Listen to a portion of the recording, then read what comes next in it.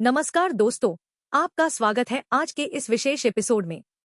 आज हम बात करेंगे एक ऐसी किताब के बारे में जिसने चीनी इतिहास को पूरी तरह से बदल कर रख दिया। इस किताब का नाम है मिंग राजवंश की कहानियां या चीनी भाषा में। यह किताब एक सामान्य इतिहास की किताब नहीं है, बल्कि यह एक ऐसा सफर है जो हमें ले जाता है 500 साल पीछे, जब चीन पर मिंग राजवंश का शासन था।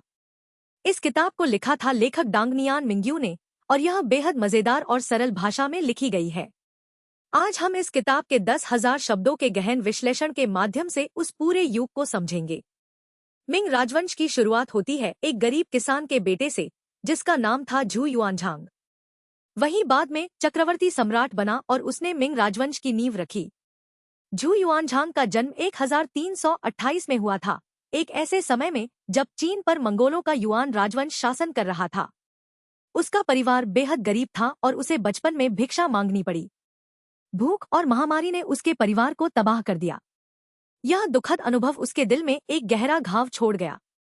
जब झू युआनझांग युवा हुआ तो वह एक बौद्ध मठ में भिक्षु बन गया, लेकिन राजनीतिक अस्थिरता और विद्रोह की लहरों ने उसे मठ से बाहर निकाला।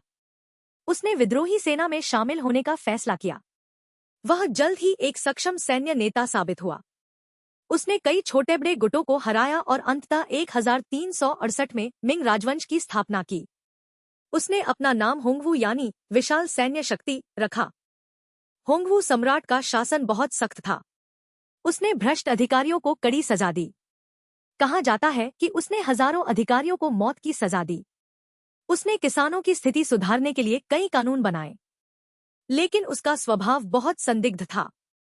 उसे लगता था कि हर कोई उसकी गद्दी हथियाना चाहता है, इसलिए उसने अपने कई वफादार सेनापतियों को भी मार डाला। यह मिंग राजवंश की एक काली छाया थी। होंगवू की मौत के बाद उसका पोता जियानवेन सम्राट बना, लेकिन उसका चाचा झूडी, जो बीजिंग में तैनात था, ने विद्रोह कर दिया। यह विद्रोह 4 साल तक चला और अंततः झूडी ने जियानवेन को हराकर खुद को सम्राट घोषित किया। वह योंगले सम्राट के नाम से मशहूर हुआ।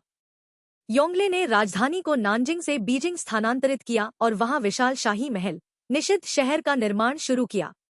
योंगले के शासनकाल में मिंग राजवंश अपने चरम पर पहुंचा। उसने विदेशों में अपना प्रभाव फैलाया। सबसे बड़ी घटना थी झेंग हे के नेतृत्व में समुद्री अभियान। झेंग हे एक मुस्लिम नाविक था जिसने 7 बार विशाल बेड़े के साथ हिंद महासागर और दक्षिण पूर्व एशिया की यात्रा की।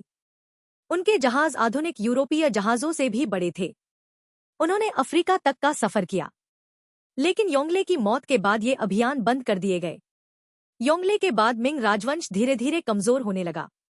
बाद के सम्राटों में से कई बचपन में ही गद्दी पर बैठ गए और महल की साजिशों ने राज्य को कमजोर किया। एक बहुत ही महत्वपूर्ण घटना थी तुमू संकट 1449 में। जब एक कमजोर सम्राट झेंगटोंग ने मंगोलों के खिलाफ व्यक्तिगत रूप से सेना का नेतृत्व किया तो वह हार गया और पकड़ लिया गया। यह मिंग राजवंश के लिए बहुत बड़ी शर्म की बात थी। उस संकट के बाद मिंग राजवंश बच तो गया, लेकिन उसकी ताकत कम होती गई। अगले 100 सालों में कई सम्राट आए और गए।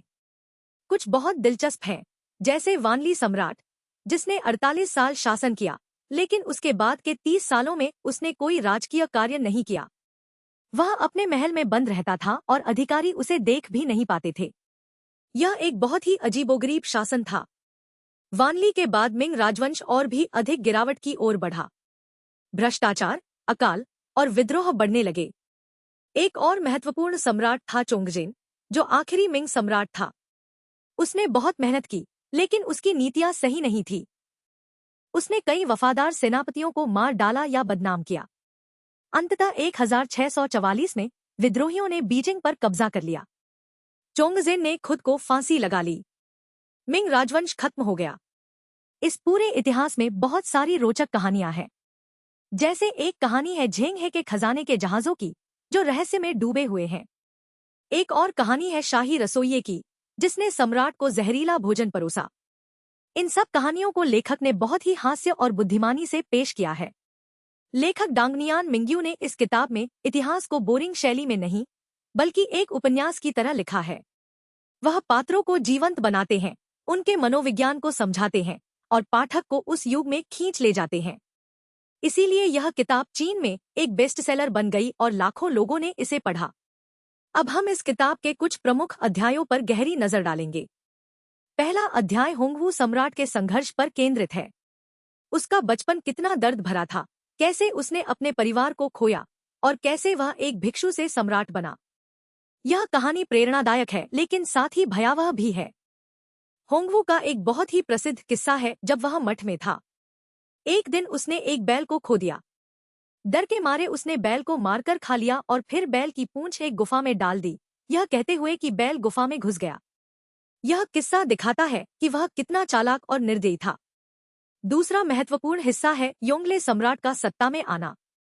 उसने अपने भतीजे को गद्दी से उतारा, लेकिन उसने चीन को एक महान शक्ति बनाया। उसने एक विशाल विश्वकोश योंगले दादियान का संकलन करवाया। यह उस समय की सबसे बड़ी ज्ञानकोश थी। एक और दिलचस्प चरित्र है वांग एंशी, जो एक सुधारक था।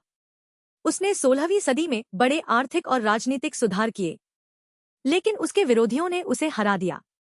यह एक क्लासिक उदाहरण है कि कैसे अच्छे इरादे भी गलत तरीके से लागू होने पर असफल हो जाते हैं। इस किताब में महिलाओं की भूमिका भी महत्वपूर्ण है। जैसे महारानी माँ, जो होंगवू की पत्नी थी, वह एक बुद्धिमान और दयालु स्त्री थी जिसने कई लोगों की जान बचाई। वह सम्राट के क्रोध को शांत करने में माहिर थी। मिंग राजवंश के अंत में हम देखते हैं कि कैसे माचू सेना उत्तर से हमला कर रही थी और आंतरिक विद्रोह चल रहे थे। चोंगजेन सम्राट ने एक वफादार सेनापति वू संगुई को माचुओं के खिलाफ भेजा, लेकिन वू संगुई ने अंततः मिंग को धोखा देकर माचुओं को बीजिंग में प्रवेश करने दिया। यह एक कड़वी सच्चाई है कि विश्वासघात ने मिंग राजवंश को खत्म किया। पूरी किताब में लालच, महत्वाकांक्षा और वफादारी की कहानियां हैं। लेखक हर पात्र को एक इंसान की तरह पेश करता है, न कि केवल एक ऐतिहासिक शख्सियत के रूप में। इसलिए पढ़ते समय हम उनके साथ हंसते हैं, रोते हैं और उनकी गलतियों से सीखते हैं। अब हम किताब के कुछ अन्य पहलुओं पर चर्चा करेंगे, जैसे कोर्ट की राजनीति, जो बेहद जटिल थी। हर सम्राट के पास एक समूह था नपुंसक अधिकारियों का, जो महल में सेवा करते थे। कभी कभी ये नपुंसक अधिकारी वास्तविक शासक बन जाते थे। उदाहरण के लिए वेई झोंगजियान, जो एक नपुंसक अधिकारी था, उसने मिंग राजवंश को लगभग नष्ट कर दिया। एक और बहुत ही महत्वपूर्ण घटना है देशीय विद्रोह, जो किसानों द्वारा किया गया। इन विद्रोहों ने मिंग राजवंश की नींव हिला दी। सबसे प्रसिद्ध था ली जिचिंग का विद्रोह, जो एक डाकू से विद्रोही नेता बना। उसने बीजिंग पर कब्जा किया और चोंगजेन को आत्महत्या करने के लिए मजबूर किया। यह किताब हमें यह भी सिखाती है कि इतिहास केवल तारीखों और लड़ाइयों का संग्रह नहीं है, बल्कि यह मानवीय भावनाओं और निर्णयों का परिणाम है। हर निर्णय के परिणाम होते हैं और वे अक्सर अप्रत्याशित होते हैं। मिंग राजवंश का एक अन्य पहलू है उसकी अर्थव्यवस्था। चीन उस समय दुनिया की सबसे बड़ी अर्थव्यवस्था था। रेशम, चीनी मिट्टी के बर्तन और चाय का निर्यात होता था। लेकिन सिल्वर की कमी और बाद में यूरोपीय व्यापारियों के आगमन ने अर्थव्यवस्था को प्रभावित किया।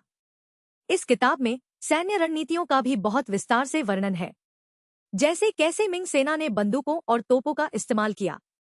मिंग चीन दुनिया का पहला देश था जिसने बड़े पैमाने पर बारूद हथियारों का उपयोग युद्ध में किया। सम्राटों के अलावा किताब में कई अन्य प्रमुख व्यक्तित्व हैं, जैसे कवि, दार्शनिक और कलाकार। मिंग राजवंश के दौरान चीनी संस्कृति बहुत समृद्ध थी।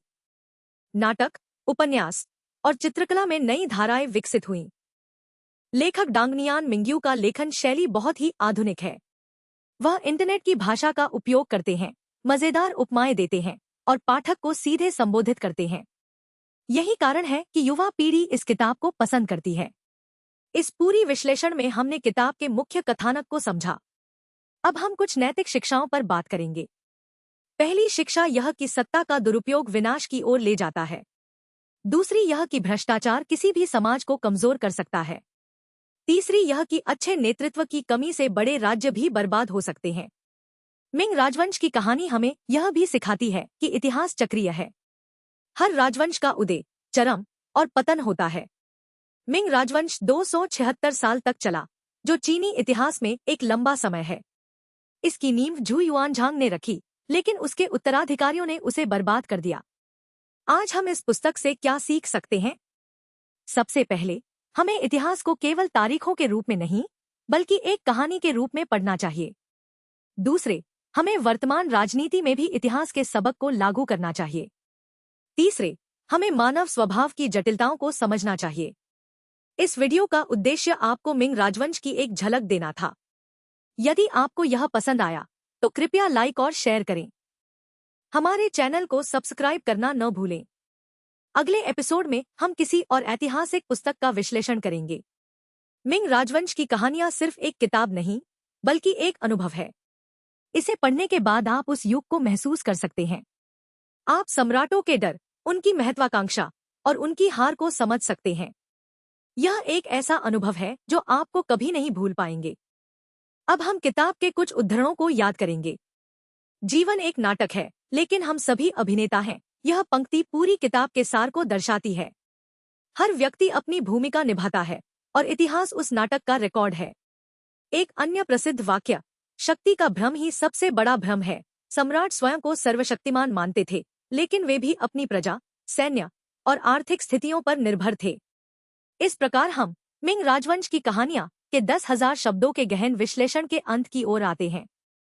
हमने होंगवू से लेकर चोंगजेन तक के सफर को छुआ है। हमने देखा कि कैसे एक गरीब किसान का बेटा सम्राट बनता है और कैसे उसके वंशजों की गलतियां राज्य को खत्म कर देती हैं। यह किताब हमें यह भी बताती है कि इतिहास केवल विजेताओं द्वारा नहीं लिखा जाता, बल्कि पराजितों की कहानियां भी उतनी ही महत्वपूर्ण हैं। ली जिचिंग एक विद्रोही था, लेकिन वह भी एक आदमी था जिसने न्याय की तलाश की। अंत में मैं आपसे एक प्रश्न पूछना चाहता हूँ।